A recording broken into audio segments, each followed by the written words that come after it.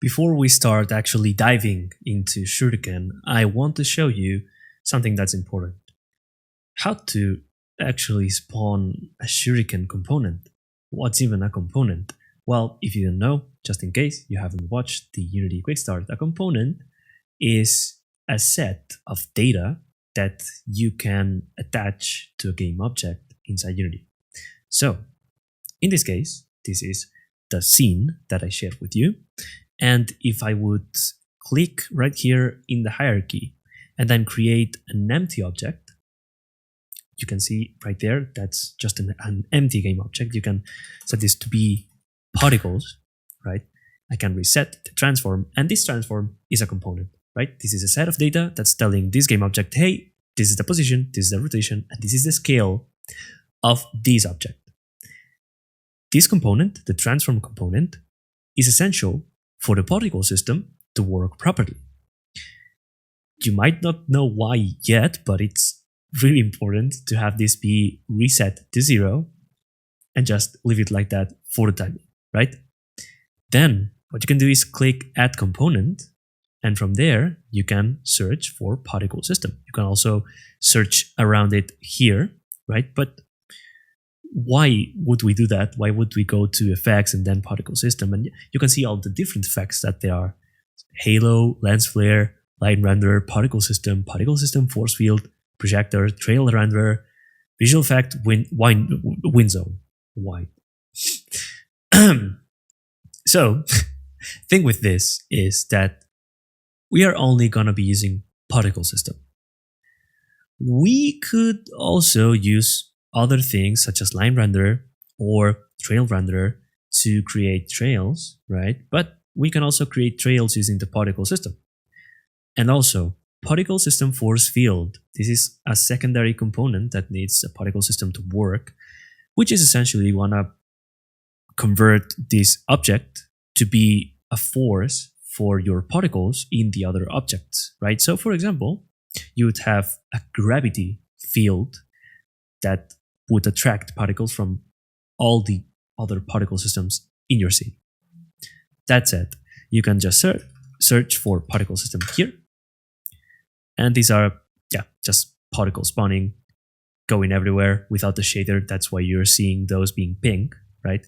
But this is the main way for you to spawn a particle system. So pretty easy, pretty straightforward. All right, this is Shuriken itself. Now, if I stop the particle system, you see that this icon just appeared, which is essentially the Shuriken icon. You can see it resembles this small icon here, right? So it's a bunch of shurikens. Shurikens are essentially like Japanese ninja kind of weapons. You see those on anime all the time and in movies and whatnot. But yeah, so these are shurikens. That's hence the name, right?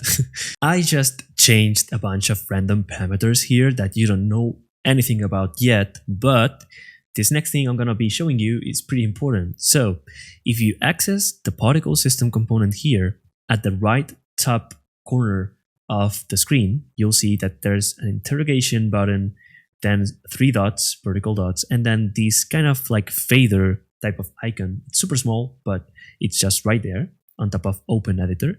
So if I click on there, this Select Preset window will pop up. This is how you can create new presets and access the presets that already live inside of your project, right? So for example, let me create a new preset and then I can save it right here in the master Shuriken folder. So as particle system custom preset.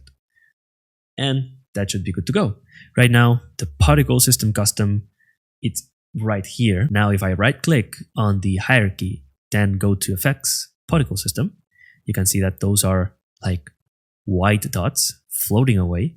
But what I can do is just access this same fader button, and then I can click on the particle system preset that you can find right here, not here for some reason, but if you click on this drop down arrow and then presets right there on the project, that's gonna be popping up. So you can select this one. And now this is the preset that I just saved, right? Which is a bunch of color dots floating away. This is as easy as it gets. You can now transform this so they are another color, maybe like that, a red color. So if I click here again and then create new preset and then particle system 02, so I can go into the original particles and then set this to be the particle system 02, and now it becomes red, right? So this is pretty important for you to know how to do, as it's something that's a bit separate from all the modules and everything. It's like an extra kind of thing that you need to ask. I wanted you to know how to do this early in the process so you can save your presets and your effects and learn from that and save your progress, right? So that's it for this quick lesson. See you in the next one.